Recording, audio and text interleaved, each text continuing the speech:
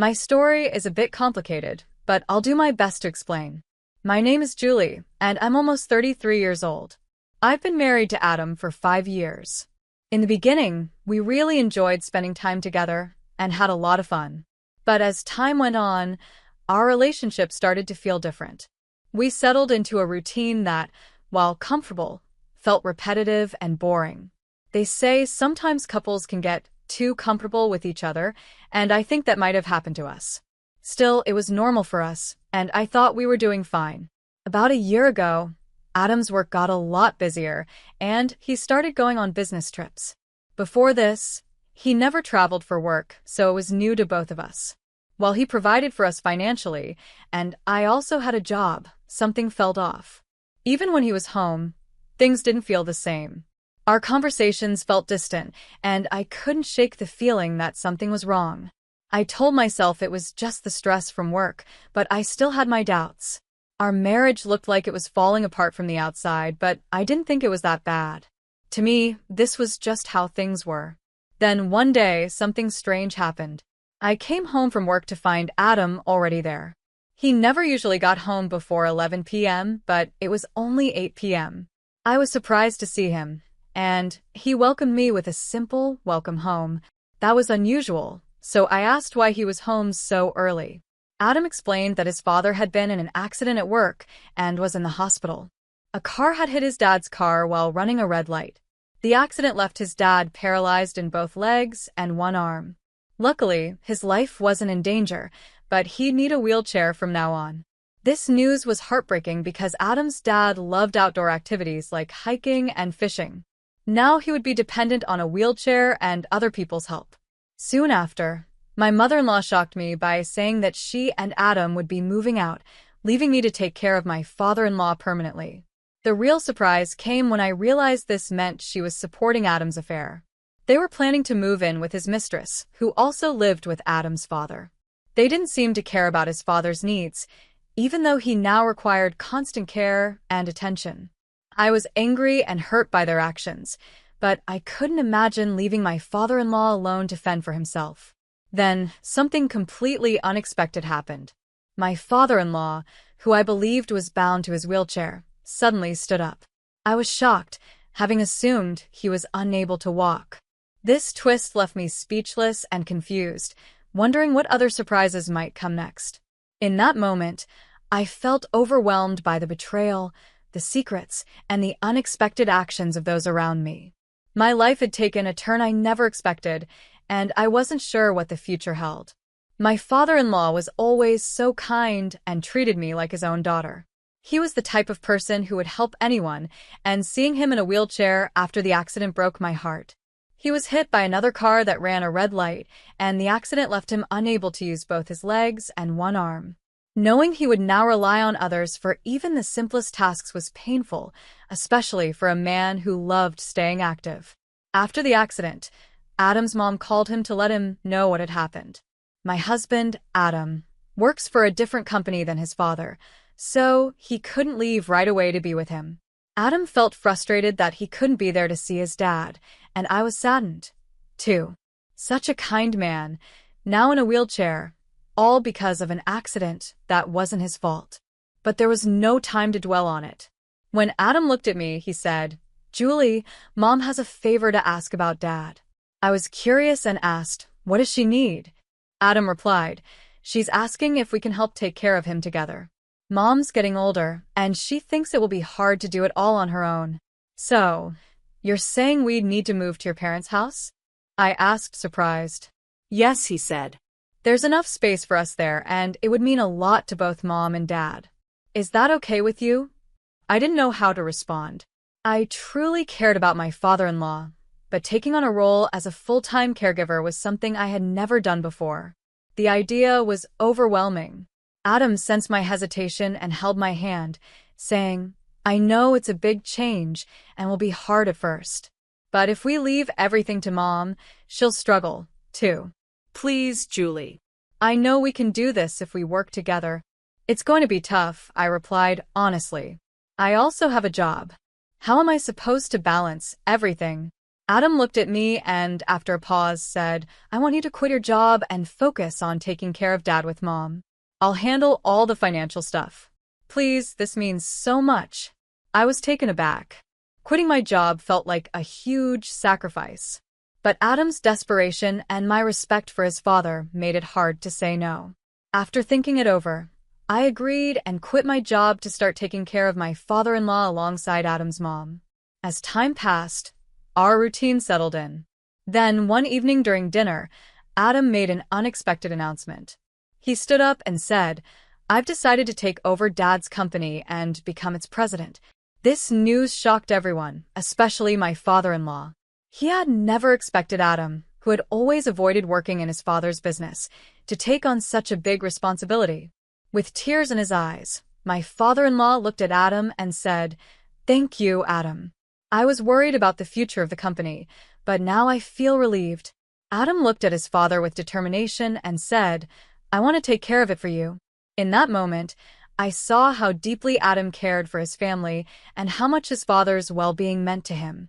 Our lives had changed so much, and we all faced new challenges.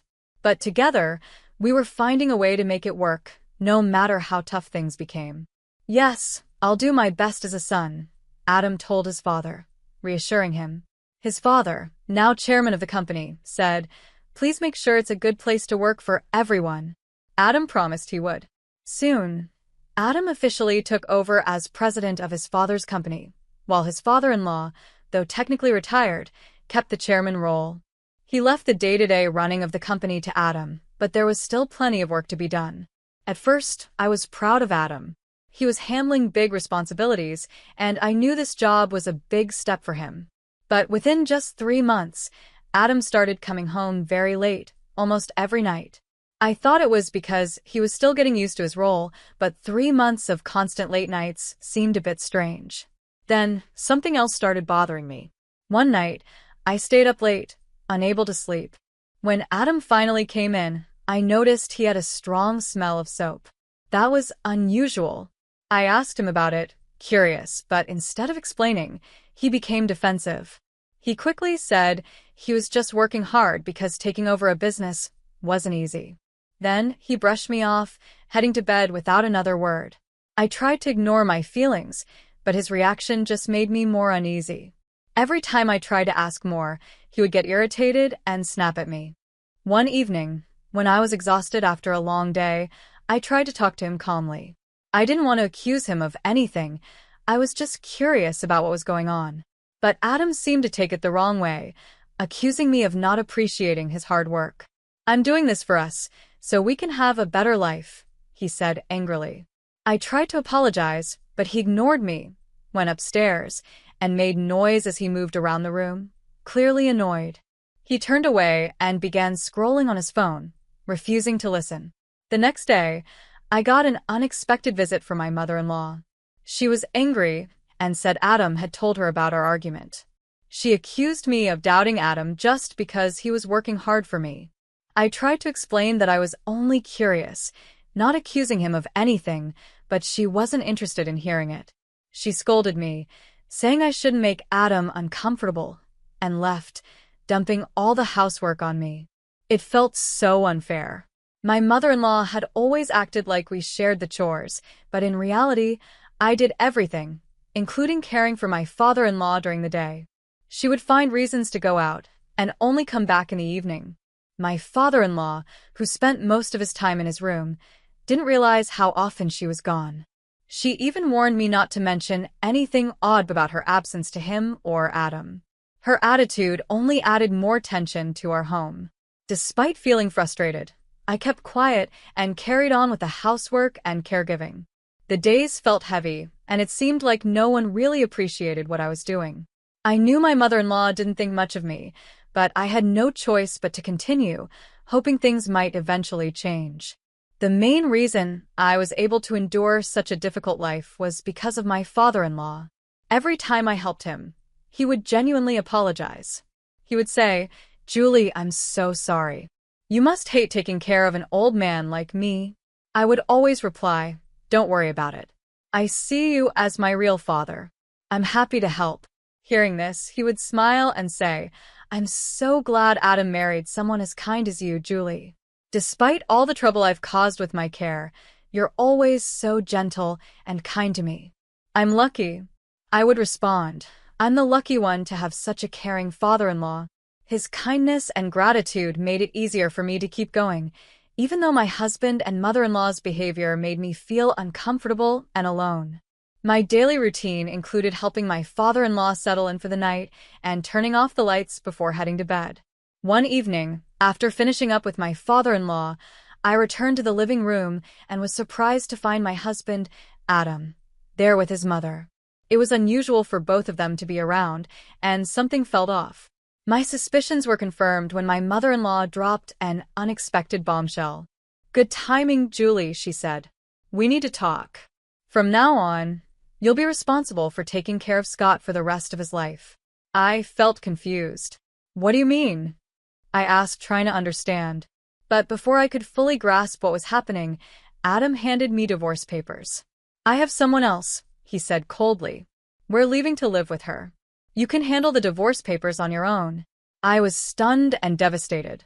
As they packed their bags and ignored my tears, I sat alone in the silent living room, heartbroken. Tears streamed down my cheeks, and I felt completely lost. Suddenly, my father-in-law appeared in his wheelchair. "Julie, what's wrong?" "I heard some noise and came to check on you," he said, concerned. I struggled to find the words, my heart heavy with pain and confusion. After a moment, I shared everything that had happened. His expression grew serious, and I could see anger in his eyes. To my surprise, he then stood up, his voice suddenly strong and confident. "Let's fight back," he said firmly. I stared in shock, glancing at his legs. He apologized for keeping it a secret and revealed that he could actually walk. Then, from a drawer, he took out a large envelope and showed me its contents, evidence of Adam's infidelity and even my mother-in-law's. Stunned, I listened as he explained. Since Adam became president, he'd been leaving work right on time, but coming home very late. This made my father-in-law suspicious, so he hired a private investigator to look into it.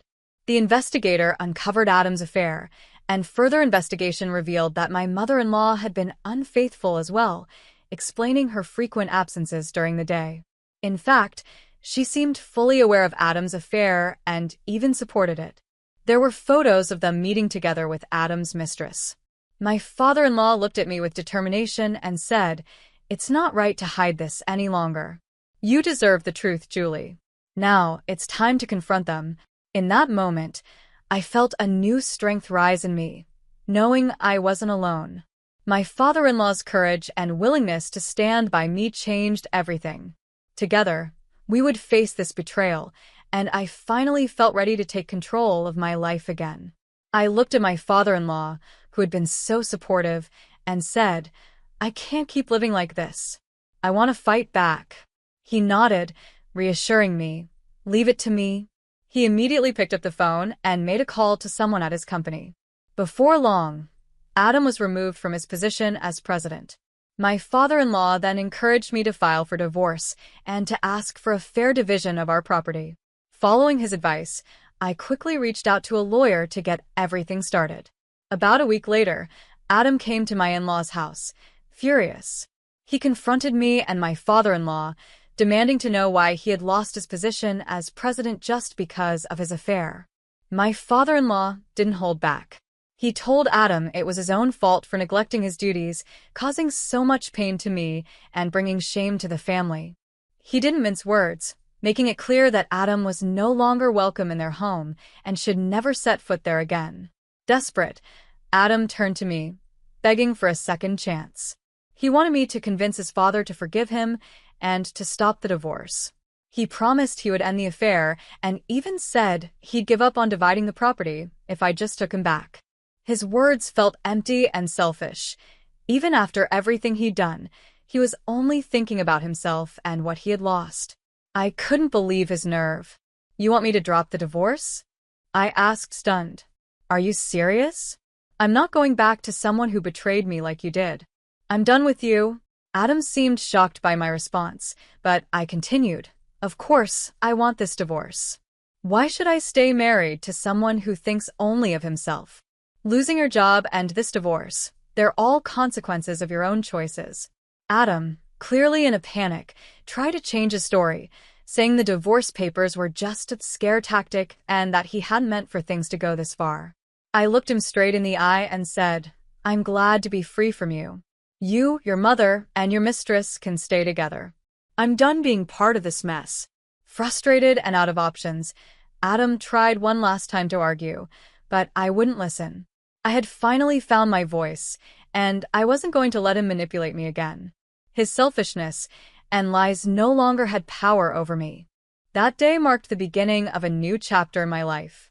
With my father-in-law's support, I felt stronger than ever. I was no longer weighed down by Adam's betrayal and deceit. I was ready to move on, to rebuild, and to finally live without the shadow of his lies hanging over me. I chased Adam out of the house, slamming the door behind him.